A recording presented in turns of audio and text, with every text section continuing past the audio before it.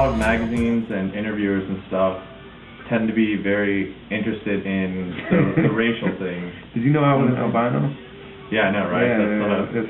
Yeah, it's every single thing that's ever been written on me is in the first 2 sentences. Yeah. I was not necessarily asking about that, but the racial thing too. Yeah. Well, I was actually going to ask you if you thought that was true, but you went ahead and answered my question for me. So, it's very true. Yeah. How do you deal with that now? You know, whenever it's just the first thing. So, how does it feel to be an albino rapper? You know what I'm saying? How do you? Because I've read old interviews where you even have said, well, maybe, a few years ago when I answered a particular question or whatever, you didn't feel like you had maybe answered it the correct way. Well, I'm saying they just went ahead and said whatever they wanted to say. I did not answer that question for a lot of different reasons.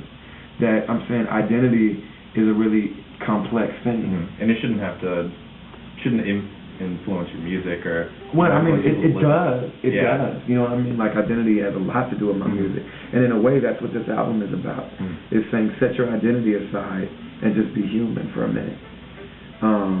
But I see, so that, my parents are white. Obviously, you can look at me and see that I'm not African descent directly. You know what I'm saying? Like, all people come from Africa, but I'm saying I'm by way of Europe. You can see it in my face. You know what I mean? I think the reason why people are asking that question, okay, my name is Brother Ali. I'm a Muslim. Yeah. Within religious groups, and it's Christians too. You say Brother so-and-so, Sister Janice, Brother George. Father, Candido, you know what I'm saying? Like, that's something that, that's the way we address each other.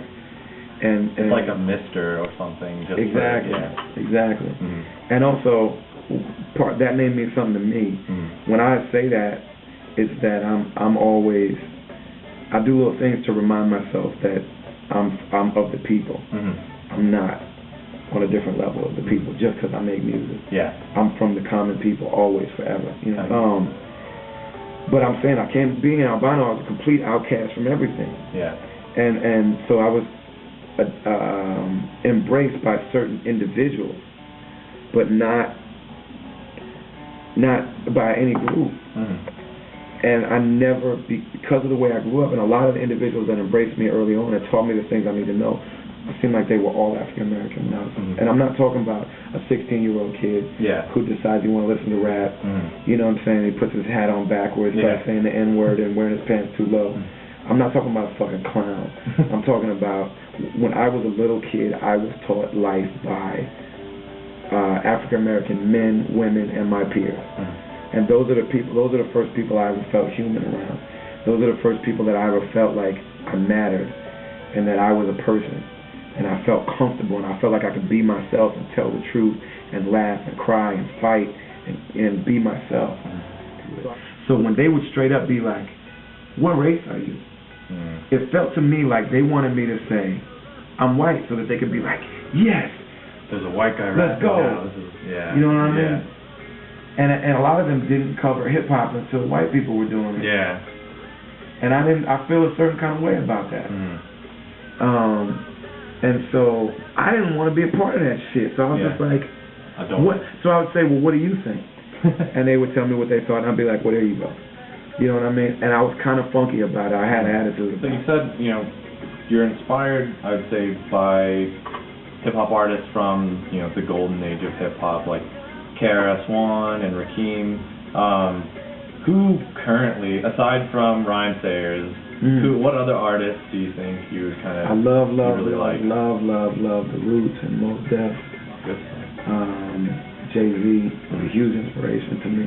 He's a huge inspiration to everybody. Yeah. Anybody that raps, I don't care what they say. Yeah. I think a lot of fans of underground music, that would mess them up a little bit to know that. But he influences us all. So does 50 Cent. Yeah. They just do. So does Kanye. But I love all those guys.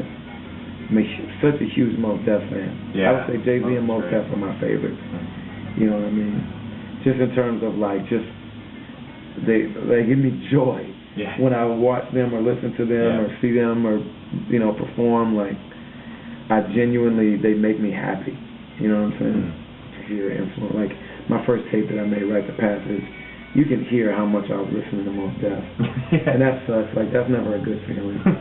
And, like, every now and then, I'm like, every now and then I hear a little Jay-Z in my stuff, and I hate that, but it's like, you know, it just is what it is. Yeah. I mean, I just take comfort in the fact that I hear way more of me than I hear of anybody else in my stuff. Yeah, yeah. I feel like my music is really me. You know what I mean? Yeah. But the reality is that, like, you know, if I'm talking with my friends, I'm gonna quote, I'm gonna quote a Spike Lee movie because of the effect they have on me. Yeah. And I'm gonna quote a Jay-Z song because of the effect it has on me. You know what I mean? Yeah. Like certain things, they hit me so hard, and I'm so turned on by them that they become part of who you are. Yeah. And so, you know, what are you gonna do? But every MC that, if you are rapping right now, you are influenced by Jay-Z, and that's just the truth.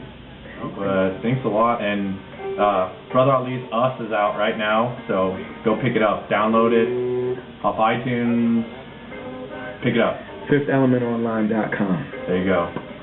Take it easy.